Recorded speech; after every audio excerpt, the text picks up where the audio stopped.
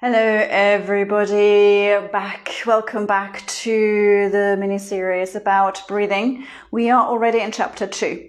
And so in chapter 2, I want to talk about vitality in body and mind, which these breathing exercises can foster and bring into our being. And in my mind, a really great, I don't want to say side effect, but benefit, or whatever you want to call it, effect of the breathing exercises, but also something that I really like giving a little bit of time to, and really consciously I like to include that in my practices to make sure that maybe not every time I do a breathing practice, but that some of my breathing practices are really focusing on that vitality aspect. And so we're going to today be talking a little bit about activating and stimulating the body, bringing a little bit of life in. I'll explain also why I think that is really important.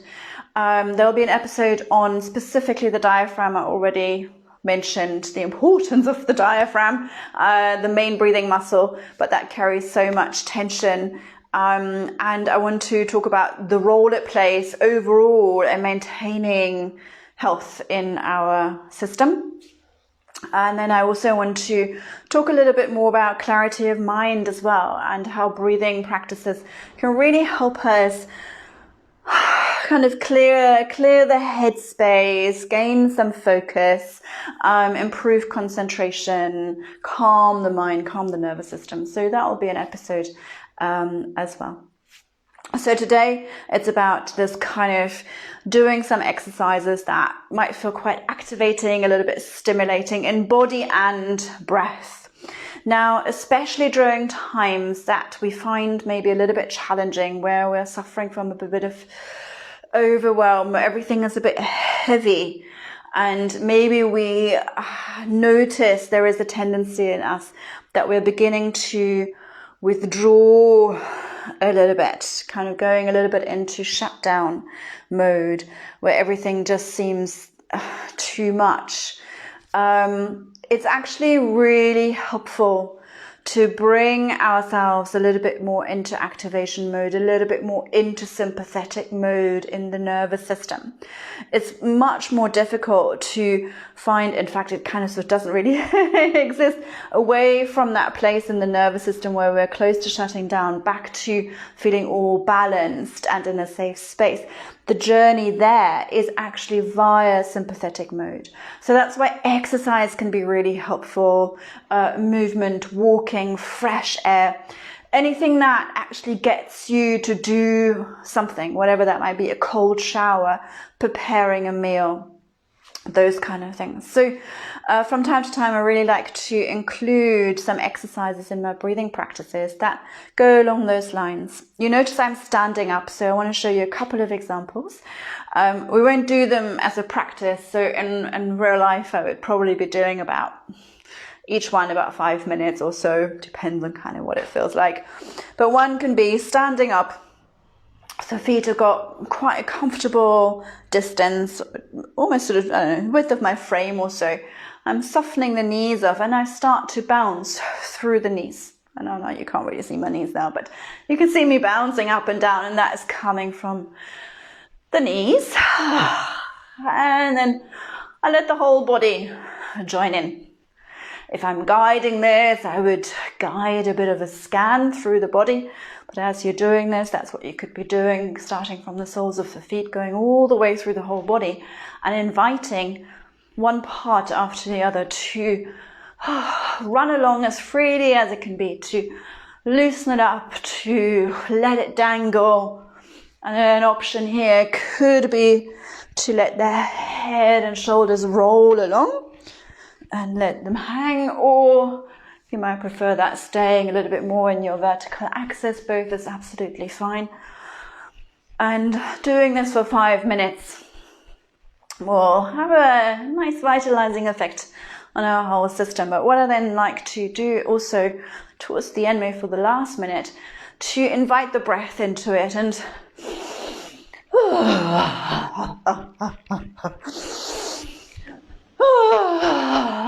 that, I'm kind of adding a bit of a sound to it now, which can be fun, but it's not necessary at all.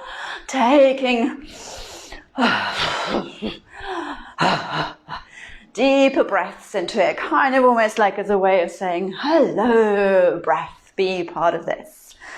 And then we don't want to ever stop that abruptly, but we bring that to a gentle stop again and let it bounce out. And I always spend some time after to let that resonate, to notice what that feels like in the body, finding some quiet.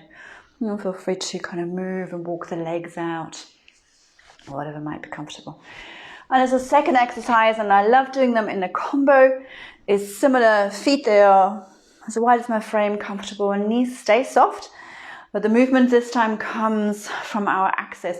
You need to make sure that you've got space around you, that you're not going to hit a wall anywhere, because that's going to hurt. And I just let my arms flop around me. I could do this really floppy, lazy, small, slower movement, or if I felt like it, I could pick up the pace and let the arms swing a little bit higher and let them flap around. And in that case, I'll flap around the base of the ribs, the diaphragm as well, which is activating, stimulating here. And again, do that for 3, 4, 5 minutes, depends on how you enjoy it. But then towards the end also, letting the breath coming in here as we're moving and turning around the center and the diaphragm that's being pulled around. You will feel breathing a little bit differently here. And again, at the end, whenever you feel like it's time, we could let it swing out and let that slowly come back to center, letting it resonate again, letting it center up. A couple of integration breaths. So I love including these 2 exercises as a warm-up preparation for maybe some of my breathing. One option, second option, to do it as a standalone 10-minute unit or so at the beginning of the day. Sort of wakes me up. That's my feeling from it. But here's how I love it the most, as a little power break through my day. Especially those of you who have to sit still at a computer for way too much during your day. Get up for 5 or 10 minutes and do those one or both of those exercises to freshen things up, say hello to the breath. Really nice power break. And then of course we could also do some breathing exercises specifically that are a little bit more on the active side of things. This one I have from a friend of mine, the lovely Daisy.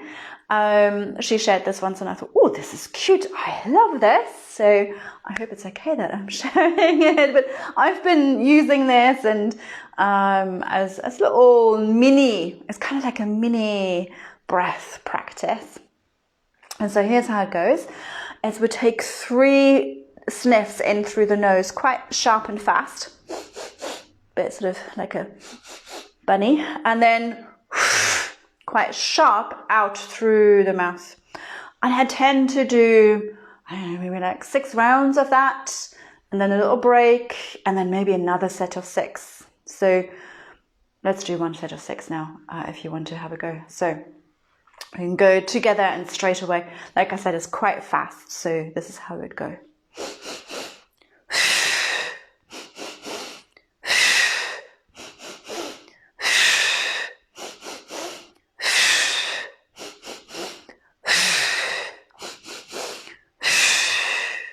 And pause. Again, I love this one as a bit of a power break, stimulating, activating, waking us up, saying hello to the breath, and kind of a little bit sort of, blowing away the cobwebs. It's quite nice. It's sort of, you know, clearing this space as well. So that's it for today. Hope that's helpful. As per always, feel free to ask questions below the video. I will also post the link for the morning breathing club. That's where we meet 3 times a week on Tuesdays, Thursdays and Saturdays in the morning from 9 o'clock London, Lisbon time for 30 minutes to do some breathing together.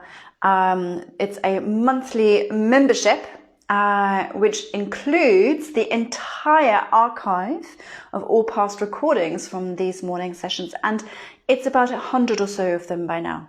So lots and lots and lots of breathing exercises that you can do as and when you want from home. And it's only €22 per month. And the first 2 weeks are free. So if that's of interest, check out the link below the video. Thank you so much for watching today.